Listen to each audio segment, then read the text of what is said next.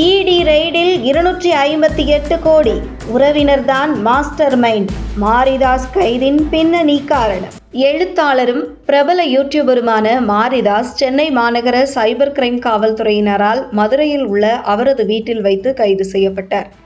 இந்த நிலையில் புதிதாக பதவியேற்றுள்ள தமிழக வெற்றிக்கழக அரசின் முதலமைச்சரும் அக்கட்சியின் தலைவருமான விஜய் மற்றும் அமைச்சர்கள் குறித்து கடுமையாக விமர்சித்து வீடியோக்களை தொடர்ந்து வெளியிட்டு வந்தார்.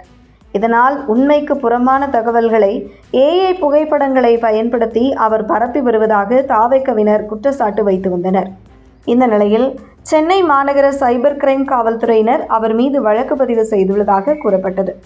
அதன் அடிப்படையில் இன்று சென்னையிலிருந்து மதுரை வந்த சென்னை சைபர் கிரைம் தனிப்படை காவல்துறையினர் மதுரை மாநகர காவல்துறையுடன் இணைந்து சூர்யா நகர் பகுதியில் உள்ள மாரிதாஸ் வீட்டை சுற்றி வளைத்தனர்.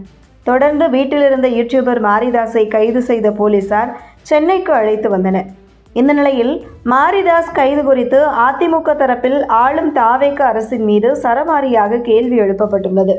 இது குறித்து அதிமுக அதிகாரப்பூர்வ சமூக வலைதள பக்கத்தில் ஆட்சி மாறிவிட்டதோ, ஆனால் காட்சிகள் மாறாதது ஏன்? பாசிசம் பாயாசம் என்று வாய்கழிய டயலாக் பேசியவர்களின் ஆட்சி செய்யும் இந்த நடவடிக்கை என்ன? பாசிசமா பாயாசமா? நீங்களும் ப்ரெஸ் மீட் கொடுக்கவும் மாட்டீங்க. செய்தி நிறுவனங்கள் கேள்வி கேட்டால் பிளாக் அவுட் பண்ணுவீங்க. யூடியூப்பில் பேசினால் கைது பண்ணுவீங்க. What bro, it's very wrong bro. அப்படி என்ன மாரிதாஸ் பேசினார் என்று பார்த்தால் விஜய் ஒரு பொம்மை முதல்வர் என்று கூறியுள்ளார்.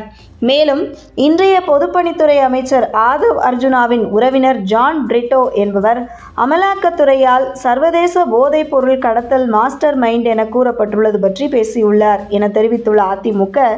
மேலும் ஆதவ் அர்ஜுனா அவர்களே, ஜான் பிரிட்டோ உங்கள் உறவினர் தானே? இடி ரெய்டில் 258 கோடி ரூபாய் மதிப்புள்ள போதைப் பொருள் சிக்கியது உண்மைதானே? அதில் உங்கள் நெருங்கிய உறவினர்தான் மாஸ்டர் மைண்ட் என இடி கூறியுள்ளது தானே? தமிழ்நாட்டில் உள்ள சிறு துறைமுகங்களுக்கு நீங்கள்தான் அமைச்சர் என்பதும் உண்மைதானே என கேள்வி எழுப்பியுள்ள அதிமுக, மேலும் இந்த உண்மைகளை தொடர்புபடுத்திதானே மாரிதாஸ் பேசினார்.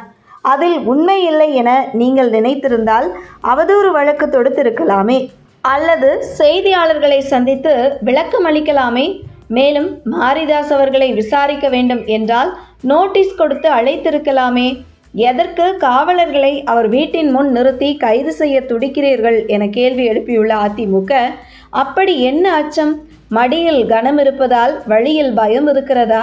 ஜனநாயக குரலை நெரிக்க முயலும் பொய்க்கால் குதிரை அரசின் அராஜக போக்கு கடும் கண்டனத்திற்குரியது.